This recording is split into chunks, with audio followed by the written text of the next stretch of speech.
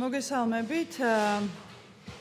დღის წესრიგით გვაქვს ორი საკითხი, მესამე მოსმენებია. ორივე საკითხთან დაკავშირებით ქალბატონი თამარ მახარაშვილი იქნება მომხსენებელი. პირველ რიგში რომ დავატკიცოთ დღის წესრიგი.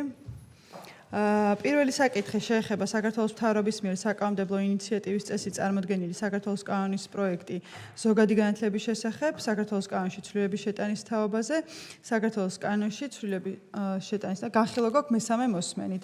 ქალბატონ თამარ, გთხოვთ წარმოგვიდგინოთ. მოგესალმებით, მადლობა კოლეგებო.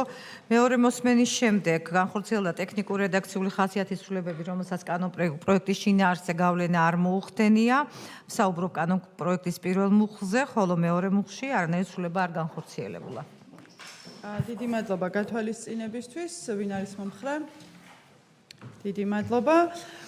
ერთხმად მიღებულია. შემდეგი საკითხი გვაქვს საქართველოს მთავრობის მიერ საკანონმდებლო ინიციატივის წესით წარმოდგენილი საქართველოს კანონის პროექტები ზოგადი განათლების შესახებ, საქართველოს კანონში ცვლილების შეტანის თაობაზე და უმაღლესი განათლების შესახებ საქართველოს კანონში ცვლილების შეტანის თაობაზე.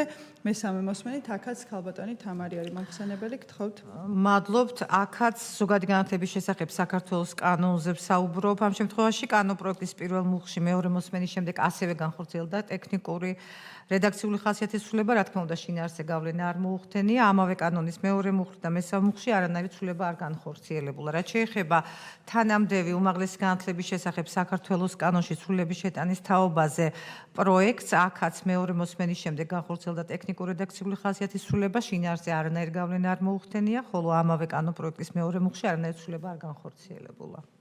ბატონო, ვინ არის მომხრე? დიდი მადლობა, ერთხმად მიღებულია. თუ სხვა საკითხები არა გვაქვს, შეგვიძლია სხდომა დახურულოთ გამოვიდეთ. მადლობთ მხარდაჭერისთვის.